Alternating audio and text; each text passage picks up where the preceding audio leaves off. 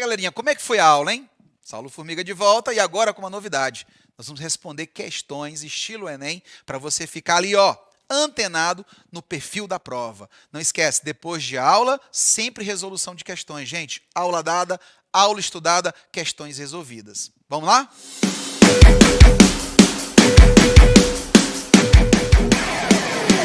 Galerinha, tudo bem com vocês? Eu estou aqui de volta, ó, Saulo Formiga, Geografia, e trazendo para você aí algumas questões que, sem dúvida, precisam ser muito bem avaliadas. Aqui a gente não fica só na teoria, não. A gente tem também as questões comentadas com toda a equipe de professores, exclusivamente para você.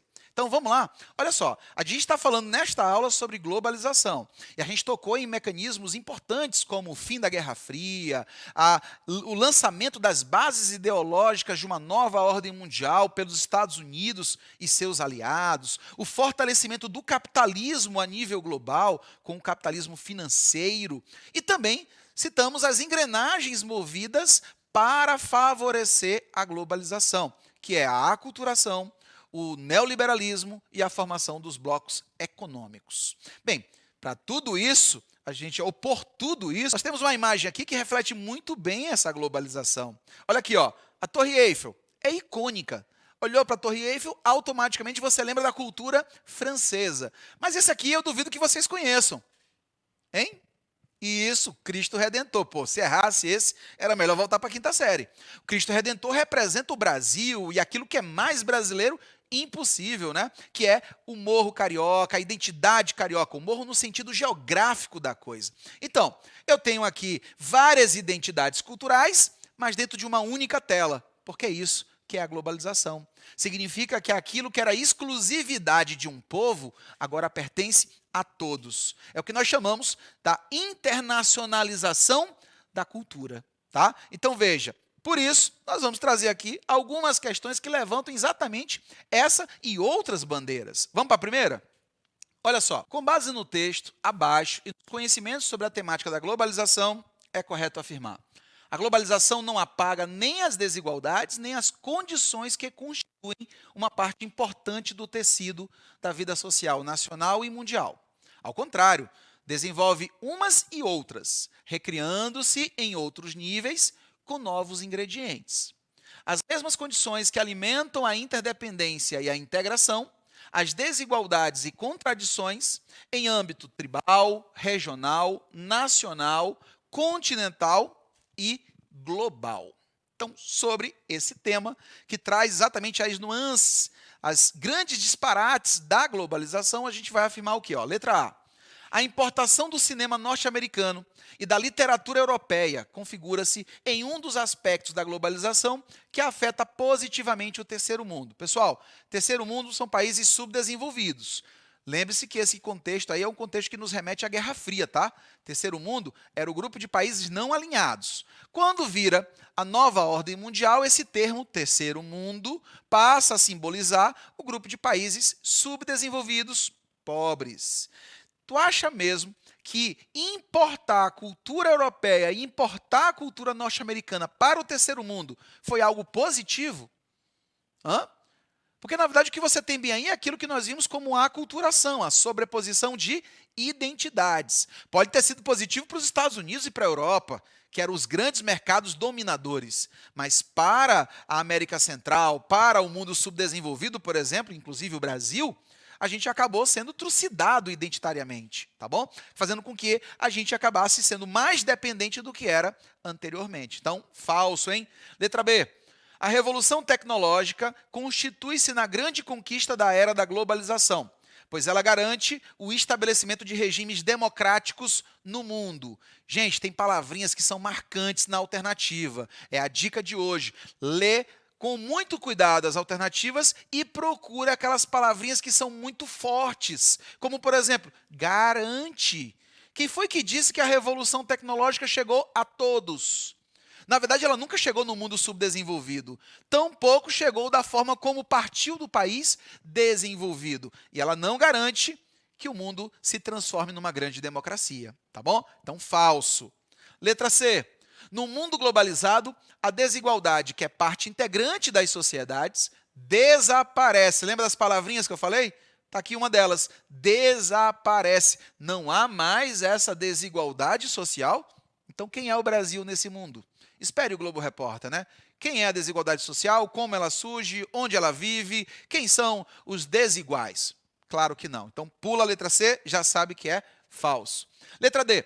A globalização constitui-se um fenômeno de abertura das economias. Olha aí, olha aí, olha aí. A gente falou sobre isso lá no vídeo, hein? Se tu não lembras, volta para o vídeo daqui a pouquinho e dá pausa nesse processo.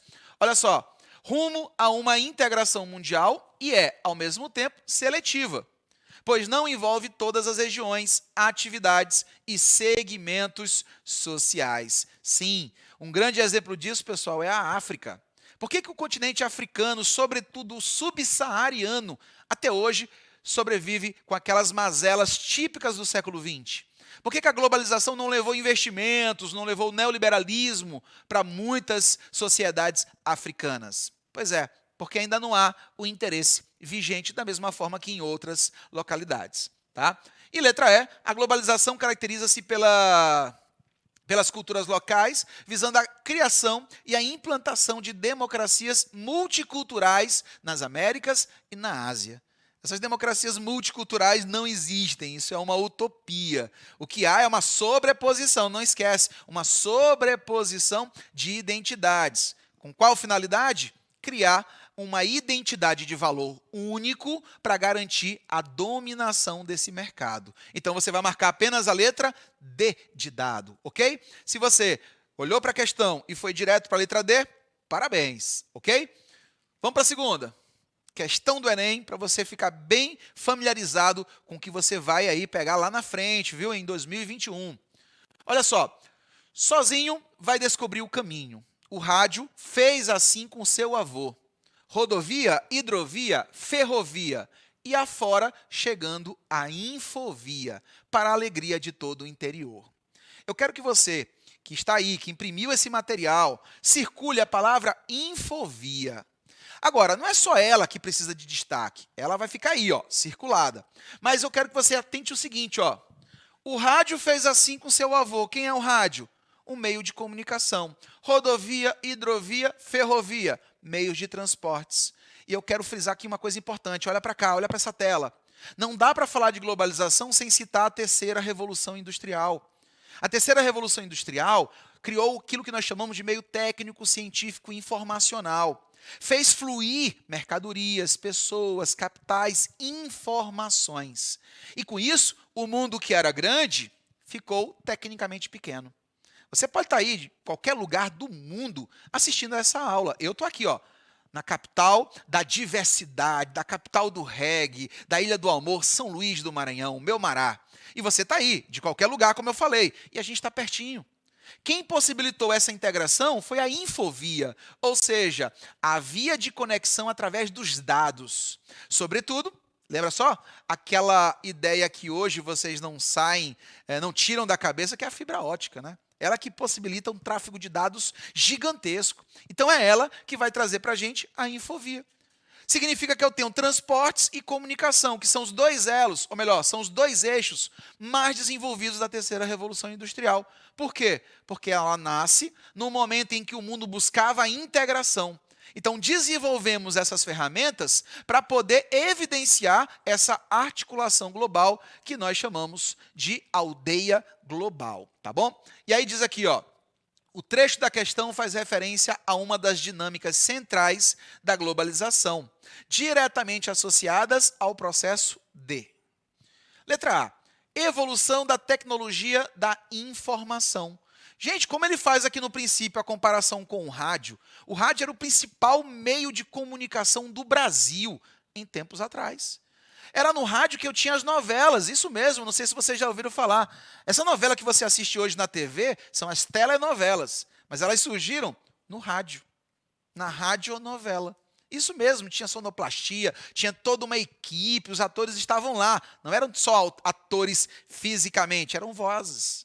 Então, bem aqui, ó, eu tenho um rádio fazendo a interferência social, levando informação, levando cultura, entretenimento.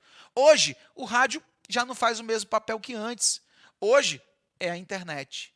Onde eu tenho internet, eu tenho o visual e eu tenho o auditivo. E os dois juntos, sem dúvida, estão muito mais poderosos hoje do que eram antes.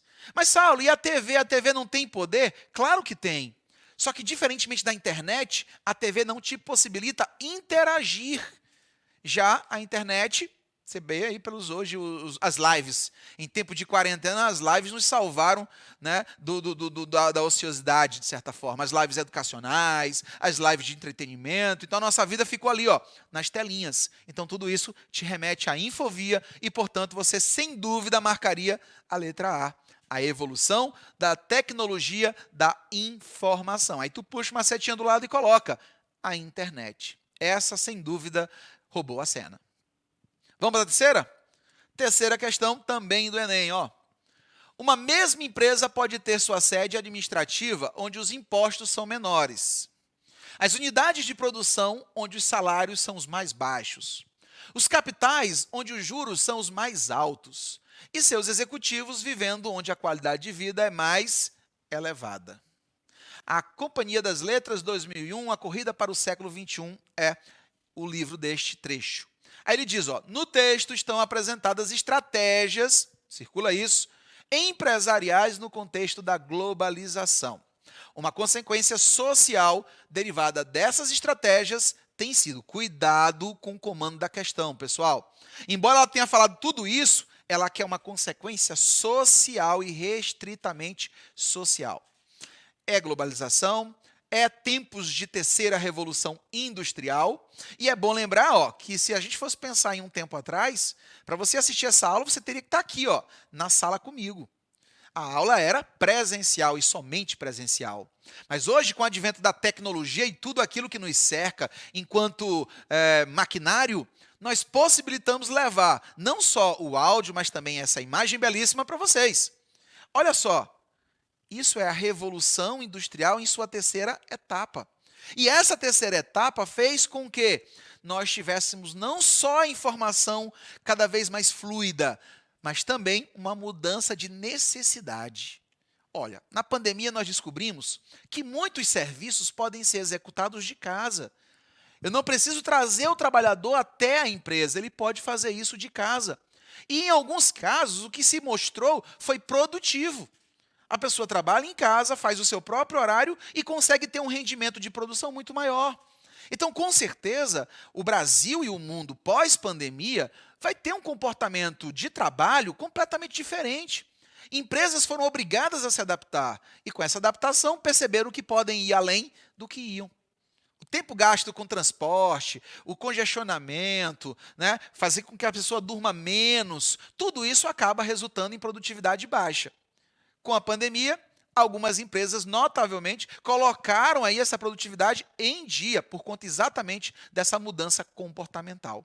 Então, quer dizer que ele pode, olha só, a empresa pode ter a sua sede administrativa, onde os impostos locais são baratos, a produção, onde a mão de obra tiver o menor salário, o seu capital aplicado em bancos de nações que têm alto rendimento. Você fala em alto rendimento bancário, você lembra da Suíça, não lembra não? Por que os grandes empresários têm sempre um fundo de investimento na Suíça, nas Ilhas Caimã? Por quê? Porque são lugares em que o rendimento bancário é alto. Então, ele pega o dinheiro que ele tem e ele faz um investimento. Ele pega essa fatia do bolo e coloca nessas contas para elas renderem juros, fazendo com que haja, portanto, dividendos. Então, isso é uma escolha econômica. Agora, do ponto de vista social, os executivos podem viver aonde eu tenho qualidade de vida. Então, a pessoa pode morar no Canadá, ser responsável por uma grande empresa norte-americana que produz na China, cujo capital está aplicado na Suíça. É exatamente isso que ele está te mostrando. E onde é que eu integro todos eles? Através da rede mundial de computadores, as plataformas digitais. Então, eu tenho o crescimento da carga tributária? Não. Lembra que ele vai escolher o lugar para implantar o centro administrativo onde os impostos são mais baratos. Então, não há crescimento dessa carga tributária. O aumento da mobilidade ocupacional, bem, vamos traduzir isso? Aumento da mobilidade ocupacional. Quando você fala de ocupacional, você fala do trabalho. Mobilidade do trabalho quer dizer que eu vou ter um aumento da circulação das pessoas, em função dos investimentos estarem migrando para várias localidades. Então, eu tenho uma pessoa que trabalhe em São Luís, mas que precise também levar o seu trabalho até Fortaleza. Hoje é muito mais prático. Hoje eu sou professor da rede estadual do Maranhão, mas nada me impede de sair da minha escola e dar uma aula em uma escola de outro município, porque hoje os meios de comunicação, os meios de transporte favorecem essa mobilidade. Então, sem sombra de dúvidas, você pode marcar a letra B de bola. Na letra C fala de redução da competitividade entre as empresas, falso, porque na verdade elas vão competir ainda mais. E letra D fala do direcionamento das vendas para os mercados regionais, negativo. Eu não vou pensar aqui nesse redimensionamento para atender mercado regional. Nós vamos para a escala global. A competição começa agora em uma escala global, mais ampla. E a letra E fala sobre a ampliação do poder de planejamento dos estados nacionais. Na verdade, esse planejamento acaba perdendo poder, porque tanto faz esse planejamento acontecer em maior ou menor ritmo, uma vez que o capital vai em busca das localidades que atendem a sua multiplicidade de necessidades de forma independente. Tá bom? Então, você vai marcar a letra B de bola, como nós vimos. Ok? Então, eu fico por aqui. Deixo para vocês essas 3 questões analisadas de bandeja. E, para mais questões, é só você baixar o material que está aqui na nossa descrição. Ok? Um grande abraço e eu te vejo na próxima semana.